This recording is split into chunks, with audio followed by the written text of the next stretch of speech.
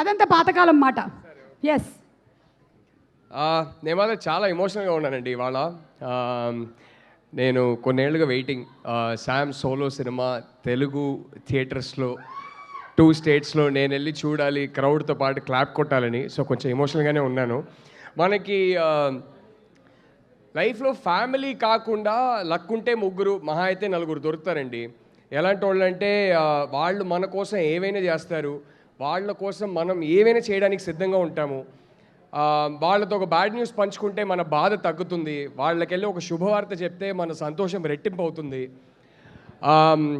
అలాంటి వాళ్ళే మనం లైఫ్లో సంపాదించుకునే ఆస్తి.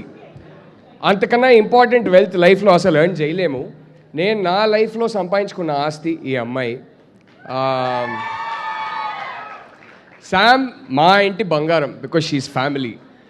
అండ్ ఈ 2 స్టేట్స్లో ఎన్నో ఫ్యామిలీస్ ఈ అమ్మాయిని వాళ్ళంటి బంగారం అనుకుంటారు. అది నువ్వు సంపాదించుకున్న ఆస్తి.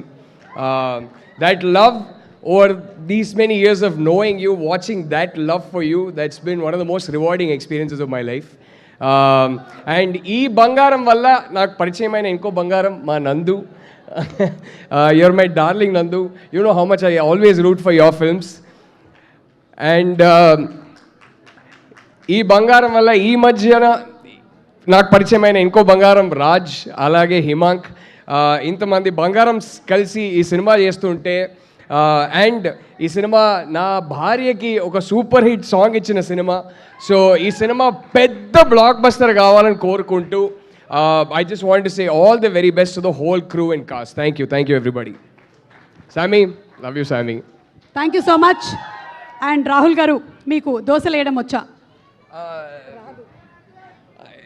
వచ్చని చెప్పొచ్చుగా, ఊరికే వచ్చు. ఏది సమంత గారు మా ఇంట్లో కుర్మా చేసినట్టేనా?